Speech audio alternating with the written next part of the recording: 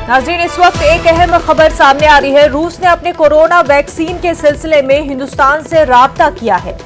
जराये के हवाले से खबर है, रूस ने 5 वैक्सीन के सिलसिले में राब्ता किया है। वैक्सीन के ताल्लुक से तफसीली जानकारी दी जा रही है। शोभा बायोटेक्नोलॉजी और ICMR से राब्ता किया गया है। वजारत सेहत के दफ्तर में हुई मीटिंग में रूस के सफीर मौजूद थे। काफी अहम खबर कोरोना वैक्सीन के हवाले से आपको बता दें, रूस ने अपने कोरोना वैक्सीन के सिलसिले में हिंदुस्तान से राब्ता किया है। जराये के हवाले से खबर है, रूस ने 5 वैक्सीन के सिलसिले में राब्ता किया है। वैक्सीन के ताल्लुक से तफसीली जानकारी दी जा रही है। शोबे बायोटेक्नोलॉजी और ICMR से राब्ता किया गया है। वजारत सेहत के दफ्तर में हुई मीटिंग में रूस के सफीर मौजूद थे। नाज़रीन, रूस ने कोरोना के लिए वैक्सीन का जो डेवलपमेंट हुई है उसके हवाले से हिंदुस्तान से राब्ता किया है। वैक्सीन के ताल्लुक से तफसीली जानकारी दी जा रही है। वजारत सेहत के दफ्तर में मीटिंग हुई है जिसमें रूस के सफीर मौजूद थे। हमारे नुमाइंदे शैलेंद्र वांगू इस वक्त हमारे साथ जुड़ चुके हैं। शैलेंद्र, जिस तरह से रूस ने कोरोना वैक्सीन के हवाले से हिंदुस्तान से राब्ता किया गया है, क्या कुछ जानकारी इस वैक्सीन के हवाले से दी गई है? देखिए मुनज़्ज़ा, पहले तो ये कि इस वैक्सीन को लेकर जो बयान पहले आया था वैक्सीन की तरफ से, वैक्सीन की कंपनी की तरफ से, जिसमें कहा गया था कि इस वैक्सीन के 3rd फेज के लिए और वैक्सीन के प्रोडक्शन के लिए इंडिया को कंसिडर किया जा रहा है कि वहां पर वैक्सीन को टेस्ट भी किया जाएगा 3rd फेज में और वहां पर इसका प्रोडक्शन भी कराया जा सकता है। इस तरह का विचार कर रहा था इस वैक्सीन को बनाने वाले। लेकिन अब फॉर्मली पहली बार रशिया की तरफ से अप्रोच किया गया है गवर्नमेंट ऑफ इंडिया को।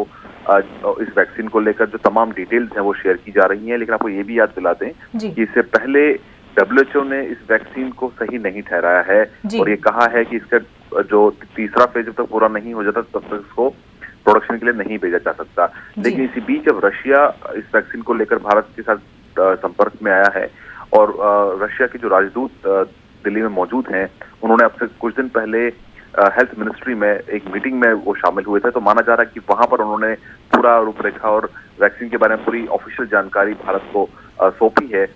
हालांकि इस पूरे मामले को लेकर ऑफिशियल कोई स्टेटमेंट तक नहीं आया है, लेकिन माना जा रहा है कि रशिया ने अप्रोच किया है इस पूरे मामले को लेकर भारत को और भारत से पूरी डिटेल्स साझा की है, जानकारी साझा की है इस वैक्सीन को लेकर।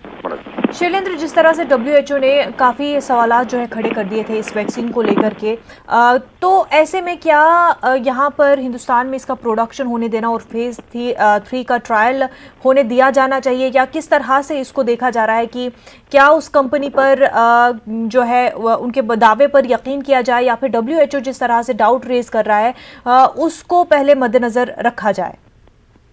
देखिए, जाहिर सी बात है, इस वैक्सीन के बाद भारत की तरफ से भी ऐसे बयान सामने आए थे जिसमें कहा गया था कि बिना ट्रायल के और बिना वैक्सीन को परखे इसका इस्तेमाल करना सही नहीं होगा। तो जाहिर तौर पर जो भी प्रोटोकॉल फॉलो करना होगा वैक्सीन, किसी भी वैक्सीन के लिए, उस प्रोटोकॉल को फॉलो किया जाएगा।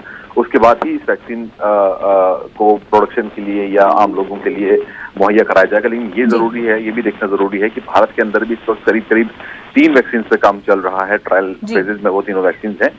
लेकिन ऐसे में अगर रूस अप्रोच करता है और रूस तमाम जानकारी सामने रखता है और अगर भारत इससे मुतमईन होता है तो उसके बाद देखा जाएगा कि इस दिशा में क्या कदम उठाया जाना चाहिए। लेकिन फिलहाल क्योंकि ट्रायल इसका पूरा नहीं हुआ है 3रे फेज का, माना जा रहा है कि वो भारत में कराया जाना था। इसको लेकर भी माना जा रहा है कि चर्चा हुई होगी कि इसको इसके 3रे ट्रायल को भारत में कराया जाए और उसके बाद अगर प्रोडक्शन की बात आती है तो WHO भी ये बात मानता है कि अगर भारत में किसी भी वैक्सीन का प्रोडक्शन होता है, चाहे वैक्सीन कहीं भी बने, अगर प्रोडक्शन भारत में होता है तो एक आम नागरिक तक, एक आम जन तक ये वैक्सीन कम कीमतों में पहुंच पाएगी। बिल्कुल शैलेंद्र, बेहद शुक्रिया आपका तमाम तफसीलात के लिए।